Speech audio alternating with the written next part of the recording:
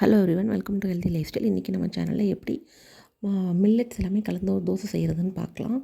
இதுக்கு நான் 100 கிராம் இட்லி அரிசி, 100 கிராம் அந்த கேரளா ரைஸ் மட்டை அரிசி, அதுக்கப்புறம் 100 கிராம் பச்சரிசி, 100 கிராம் கம்பு, 100 கிராம் குதிரைவாளி இதெல்லாம் எடுத்து ஒன்றா ஊற வச்சுக்கிறேன். இதில் கொஞ்சம் வெந்தயமும் போட்டு இதெல்லாத்தையும் களைஞ்சிட்டு ஊற வச்சுருப்போம்.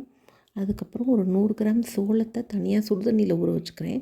ஏன்னா சோளம் இதோட போட்டு அரைக்கிறது கஷ்டமாக இருக்கும். சோளம் சுடுதண்ணியில் ஊறிட்டு அதை மிக்ஸி ஜாரில் போட்டு அரைச்சி இதில் மிக்ஸ் பண்ணிக்கலாம். அப்புறம் நான் 100 கிராம் உளுந்து ஊற வச்சுருக்கேன். உளுந்து வேணால் இன்னும் கொஞ்சம் கூட கம்மி பண்ணிக்கலாம். நீங்கள் அதுக்கு தகுந்த மாதிரி உளுந்து வேணால் கொஞ்சம் வேணால் கம்மி பண்ணிக்கோங்க. உளுந்து 100 கிராம் தனியாக ஊற வச்சுருக்கேன். உளுந்து தனியாக அரைச்சா மாவு நல்லா வரும். உளுந்து தனியாக அரைச்சிக்கிறதுனால அரைச்சிக்கலாம், இல்லை இதோடவே மிக்ஸ் பண்ணுறதுனால மிக்ஸ் பண்ணிக்கலாம். நான் உளுந்து தனியாகவே ஊற வச்சுட்டேன். இப்போ இந்த சோளத்தை நல்லா கொதிக்கிற தண்ணியில் போட்டு ஊற வச்சுடுவேன். இதை மிக்ஸி ஜாரில் அரைச்சி அந்த மாவெல்லாம் அரைச்சதுக்கப்புறம் எல்லாத்தையும் ஒன்று போட்டு மிக்ஸ் பண்ணி வச்சுக்கணும். இப்போ இது சுடு தண்ணியில் ஊறட்டும். இப்போ இந்த மாவை 8 ஹவர்ஸ் புளிக்க வச்சுருக்கேன். எல்லாம் அரைச்சி கலந்ததுக்கப்புறம் 8 ஹவர்ஸ் புளிக்க வச்சுருந்தேன்.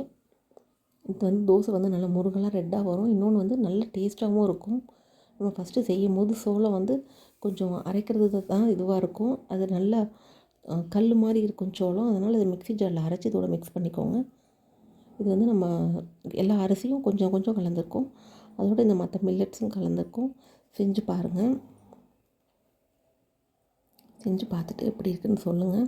இந்த ரெசிபி உங்களுக்கு பிடிச்சிருந்தா மறக்காமல் லைக் பண்ணுங்கள், ஷேர் பண்ணுங்கள். Healthy life style channel subscribe பண்ணாதவங்க சப்ஸ்கிரைப் பண்ணிக்கோங்க. தேங்க்யூ ஃபார் வாட்சிங்.